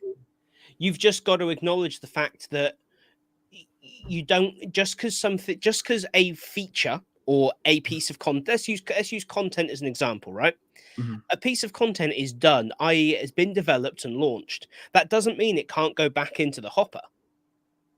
Right. I know in traditional Agile, you say, okay, we've built the feature, launched it onto the next feature, but there's no reason you can't add effectively another process, which is also done in an Agile way, where you're monitoring and you just define an iteration and then you send it back into development. I think you just have to adapt. My experience has definitely been very jaded with Agile, but that was 100%. Usually the experience I got. Like 2.5, 3 years ago, if someone had said Agile, I'd have kind of said, yep, don't work, rubbish, junk, because I'd only ever worked in organizations that just said things were Agile, where in actual fact, it was just terribly organized waterfall. Which is what DevOps is. DevOps is the tech industry acknowledgement that Agile maybe skipped some steps. But that, to me, that at least is the benefit of that system, that it can acknowledge when things aren't working well. That's true. And adjust and adapt. Have a vision. Yeah, this is it. It seems like we're forever having these three problems. Okay, what's the easiest way to solve that? Well, we have this extra function that deals with those things. Okay, that sounds sensible. There you go. Problem solved. Can you imagine if we worked like that in the L&D space? We've identified a problem based on data. What's the quickest and easiest way to solve that problem? This. Okay, let's implement it. That's what L&D needs. L&D needs a MacGuffin. We need MacGuffins. That's what's missing. Oh dear. All right, ton of comments. Yes. So I saw some through there. Just so, Kerry, yes, the Don't Start with Storyline video did do very well. I have seen the rapid reposting of someone's slight change in tact following it. Though I don't think that's really anything to do with my video. It didn't get anywhere near enough traction, I think, to make that happen. But take your victory. I'm not sure it's mine. That's the point. I have insufficient data to draw that conclusion. Well, as somebody who doesn't exactly, somebody who is part of industry who doesn't exactly care about that data, I'm just going to go with what makes the most sense of me. We're just going to, simplest solution tends to be the right one. And you have shown me your simple solution was that you were the direct cause of that change of heart. So I'm going to give you all of the credit. That way, I'm the one who is on the hook. You do not have to be. Your integrity is safe. Good job, Tom. You have saved the industry. Single-handedly. Marvelous. There we go. Cape in the post. Yeah, no. So I did an update with Tom and only Tom. That's a bad. At that point, that's just me drinking alone on the internet. That's quite sad. But yeah, no. Do you know what? Actually, that video was, I think, the most fun I have had thinking about like planning and recording a video. The editing was miserable. Largely because the less time you spend, the better it's going to do.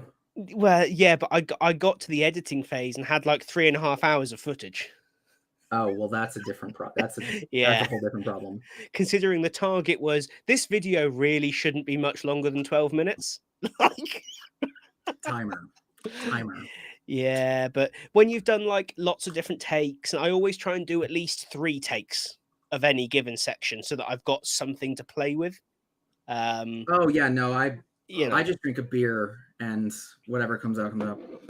Yeah, I'm trying to make the videos a higher quality than they have been in the past couple of years. But what are you saying? What are you saying? Well, I'm gonna get a hashtag now. Hashtag Tom Sucks. Fair enough. Sorry. But yeah, no, it was good fun to do. I'm kind of glad it got a mostly positive response. Like, don't get me wrong, all very like great on Twitter, great on LinkedIn, fun on YouTube, slightly more involved on Facebook. Gee, I wonder why. Like, if you haven't watched the video, there are like 3 separate points at which I kind of stress the point around, this is not a video about me judging you as an individual and blah, blah, blah. It's just me expressing my opinion and experience. Still, this kind of judgmental content. It's like, look, when you say it 3 times, it's pretty much like you're judging everyone. It's like, I don't want this to sound racist, but there's a point. This is it. I kind of just feel like I should start my next video just like, you suck. Here's why. And then just see how many people keep watching. Maybe I'll go down that route. I don't know. But yeah, it's... I don't post very often on Facebook, to be fair, Kara. This was a bit of an experiment, if I'm honest. And I've got to admit, I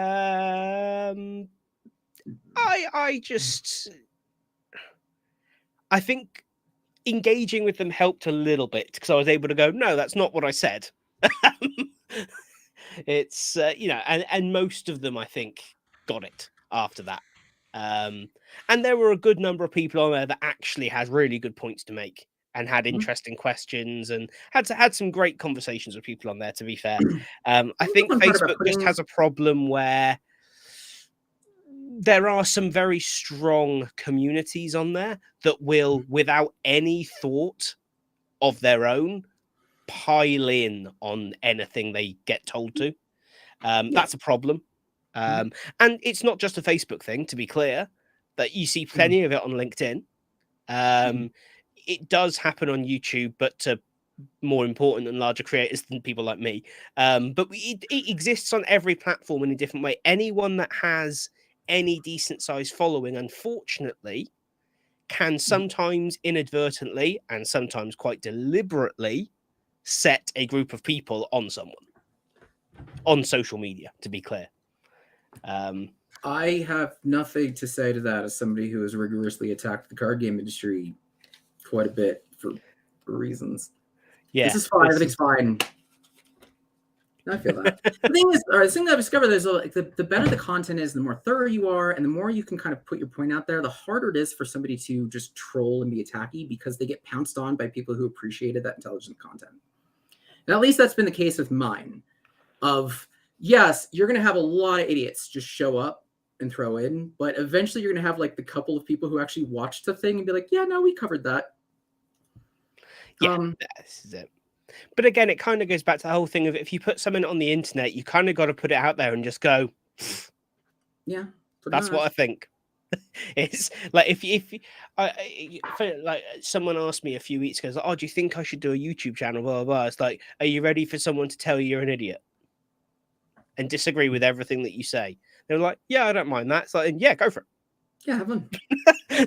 You'll have great fun. It's like it's tremendously good fun, but you'll always have someone that disagrees with you. And that's kind of reassuring. Because I've always kind of so said, validating. Yeah, if everyone agrees with everything that you've said, then you've not really said anything, have you? I was actually going to go the darker, stupid way of if the only people who are countering my point sound like absolute idiots and don't actually care to have a conversation with it, then I feel like I did a pretty good job. Oh, yeah, absolutely. Like, oh, you don't know what periods and commas are. I think I'm okay here. I feel pretty good about my content. Oh dear. But yeah, no, this is it. And especially in like that video is a prime example of it's all opinion. There is no way to become an instructional designer. No. Every one of us fell ass backwards into the job. No 10-year-old ever said, do you know what I want to be when I grow up? Instructional designer. No, fireman, cowboy, astronaut, usually in that order. It's those are the jobs that people want at that age, not these jobs. Every one of us probably did something else before doing this. So I think to claim there is a way or a best way, all you can do is say, this is, or all I could do anyway, was say, hey, this is what I did, and this is what I think the good bits of it were, and this is what maybe the not so good bits of it were. Yeah. And here's what I would do today if I was starting out. Yeah, here's the stuff that kicked my butt when I made that transition. And here's stuff that didn't. Here's stuff that works. Because that was, for me, that was, my communication. Going, switching from, like, my biggest struggle, I've talked about it a couple of times, my biggest struggle becoming an ID from tech support was my communication had to switch from a business to customer mindset to a business to business mindset. And I was not good at it at all. There was, you can't employ the same levels of sympathy and empathy that you should with a customer to a business because it creates longer emails and it creates tension and emotion situations that don't call for it most of the time. And I got destroyed. And looking back, I should have gotten destroyed by it. I was a disruptor for the wrong reasons, that didn't care, that was not paying attention to the bigger picture. I was just like, this is how a customer would respond to this. Yep. A customer that I would expect to see would respond to this. And I got demolished. It took 6 months for me to pretty much lose my dream role that was handed to me on a platter. Yes, it sucked, but I learned a lot from it. And this is the thing. And now I'm on YouTube drinking, talking about the industry. So I don't know how much I learned from it. This is what success looks like right here. Big choice. So let's. We're approaching the end of the time that we've got. It's nearly been 2 hours. Yeah, I feel like we can at least hit 2. Remember when we tried to hit 1 and never hit 1 hour? Yeah, that's just never going to happen. I think, but I think 2 is kind of like it's about right. This is it. A couple of things I wanted to close out before we kind of just do. I mean, if anyone's got anything they want to talk about, any questions people want to discuss, now's the time to chuck them in the chat. But coming up this month, there are some cool events. If you are UK based, and a member of the Learning Network, we have a roundtable network and lunch session with Filtered in Leeds. I won't be attending that. It's being run by the Learning Network. It's too far away for me this time, but Kim is. It's going to be a great day. Lunch is included. Well, hey. But if there you go. Tangible thing. This is it. If you're more down my neck of the woods in the UK, we are running a Learning Network social or casual, we're calling it, in Reading at the Three Guineas pub near the train station. It's just pop along. It's a pub. We're starting at 5 o'clock. The last train's at 10, so that's when I'll be leaving. It's just an opportunity to get together and talk shop. But also on the 22nd of February, we're holding a webinar with Keith Quinn, who'll be talking about building highly effective L&D teams. So that's very exciting. All the details for all those events are on the Learning Network website. What I haven't talked about is what makes a good team. This is it. I like that. Often we get very focused on L&D specific stuff, and in actual fact, big part of it is the team that we work with. The last little thing from me is a quick IDTX update. As you know, IDTX is scheduled for March 7th, 8th, and 9th this year. Really fantastic 3-day event planned. The full lineup of speakers will be published in when is that due to come out? Monday. They go live Monday at 12 noon UK time. The full lineup will be revealed. Really fantastic speakers. On that note, if you would like to get involved, I am looking for 2 presenters. There are so many people presenting this time. We have multiple streams of content going at the same time. So the fantastic Joe Suarez is acting as the secondary presenter on one of the days, but I've still got 2 days worth of additional content to farm out, as it were, to some presenters. So if you'd like to get involved and are not presenting yourself and just fancy facilitating some sessions, get in touch. I'm going to be posting out on LinkedIn about it tomorrow, but you're all here on a Friday night, so clearly you don't have lives, and maybe you'd like to give some more time to me to help run IDTX. Awesome. Oh, hi Nomad, thank you for dropping in, and you're very welcome about turning you on to Evolve. So it's a fantastic authoring tool, it really is. And thank you for joining on Patreon as well. That really helps make things like IDTX possible. Awesome. Joey, any last things from you? Probably can come up with stuff. But no, I've been really enjoying kind of seeing what's going. So super quick context with me is I've pulled myself a little away from kind of L&D jobs specifically, though I've been kind of blessed with an opportunity to work with someone creating kind of a consultancy business and doing marketing for that. But it has been really fun to continue to see how many of the kind of my marketing chops are fitting into the L&D industry and how many opportunities are kind of popping up. I'm like, maybe the marketing angle of stuff is really, really fun. So it's cool to see how the industry is evolving. I'm very excited I still am calling it the kind of era of accountability. I really think that's what's going to happen in 2023, but I'm looking for it. I don't necessarily have any cool events or anything because it's Colorado in January. You don't want to come to Colorado in January because you don't know if you're going to get winter or summer, and nobody has that much space in their suitcase. So we don't have anything cool happening out here. But I should get involved in some stuff. I'll do that. I will make a personal plan to have one cool thing that, hey, I'm a part of a thing. Because I'm not part of a thing. I've been so dang busy that I haven't got to be a part of a thing. So I'm going to make it my personal mission. Hold me accountable, everybody, that I'm going to be a part of a thing that I can be like, hey, you can join me on this thing next month. I'm going to try that. We'll organize something. We'll do something. Figure it out. Awesome. Anyway. Well, look, thank you everyone for joining. Have an awesome rest of the day, and hey, have a great February. We will be back on or around the, let's see if we can do next time, the 24th of February. Yes, we can do that. It's in between events. The 28th of February is World of Learning here in the UK, World of Learning Summit in London. So if you're popping along to that, do come along and say hello. And if not, Joey, thanks for joining, and we shall see you all next month. Cheers, everybody. Bye. There's only one place for the breaking news in the world of instructional design. The ID Update with Tom and Joe. All the news you never knew you never needed. Only on IDT.